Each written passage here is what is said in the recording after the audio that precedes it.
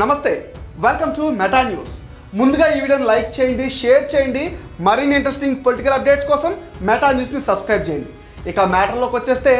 రేవంత్ సర్కార్ మంత్రివర్గ విస్తరణ జరిగేది ఎప్పుడు 6 స్థానాలను పెండింగ్లో పెట్టడానికి కారణం ఏంటి హోంశాఖ సహా పలు కీలక శాఖలను కొన్ని ఇంకా సీఎం వద్దే ఉన్నాయి 6 స్థానాలకు ఆశావాహులు చాలామందే ఉన్నారు అయితే ఎంఐఎంతో కాంగ్రెస్ దోస్తానా పైన రకరకాల ఊహాగానాలు వినిపిస్తున్నాయి కాంగ్రెస్ ప్రభుత్వం కూలిపోతుందంటూ బీఆర్ఎస్ బీజేపీలు చేస్తున్న ప్రకటనలతో రేవంత్ సర్కార్ సరికొత్త వ్యూహంతో ముందుకెళ్ళినట్టు కనిపిస్తుంది మజ్లిస్ను ప్రభుత్వంలోకి ఆహ్వానిస్తుందనే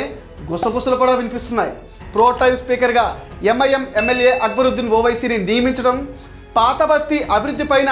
పతంగ పార్టీ ఎమ్మెల్యేలంతా సీఎంతో సమావేశం కావడం లాంటి అంశాలు చూస్తూ ఉంటే మజ్లిస్ కాంగ్రెస్కు దగ్గరవుతుందనే సంకేతాలు వెలువడుతున్నాయి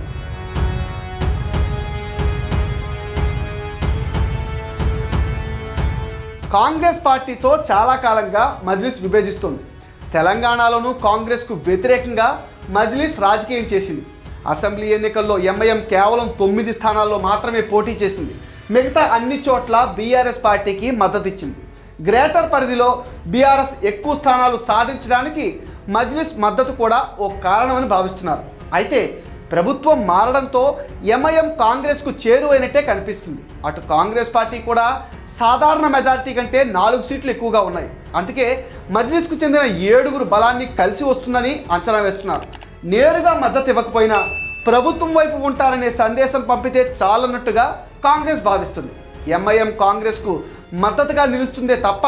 ప్రభుత్వంలో భాగస్వామ్యమయ్యే అవకాశం తక్కువేనని రాజకీయ పరిశీలకులు భావిస్తున్నారు కాంగ్రెస్లో మిగిలిన 6 మంత్రివర్గ స్థానాల కోసం తీవ్ర పోటీనే నెలకొంది ఇతరులకు తమ సీట్లను త్యాగం చేసిన నేతలు ఎన్నికల్లో ఓడిపోయిన ప్రముఖ లీడర్లు ఏళ్ల తరబడి పార్టీకి సేవలు అందిస్తున్న సీనియర్ నేతలు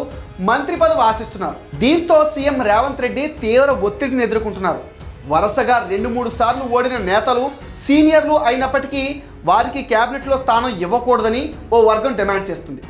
ఈ డిమాండ్ కారణంగానే మాజీ మంత్రి షబ్బీర్ అలీని మంత్రివర్గంలోకి తీసుకోలేదని తెలుస్తుంది అయితే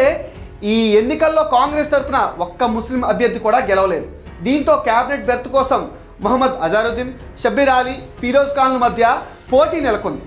ఇక ఉమ్మడి ఆదిలాబాద్ నిజామాబాద్ జిల్లాలకు క్యాబినెట్లో చోటు దక్కలేదు అక్కడి నుంచి మంత్రివర్గంలోకి ఎవరిని తీసుకుంటారనేది ఆసక్తికరంగా మారింది ఇది మెటా న్యూస్ అప్డేట్ ఈ వీడియోని తప్పకుండా లైక్ చేయండి షేర్ చేయండి మరిన్ని ఇంట్రెస్టింగ్ పొలిటికల్ అప్డేట్స్ కోసం మెటా న్యూస్ని సబ్స్క్రైబ్ చేసేయండి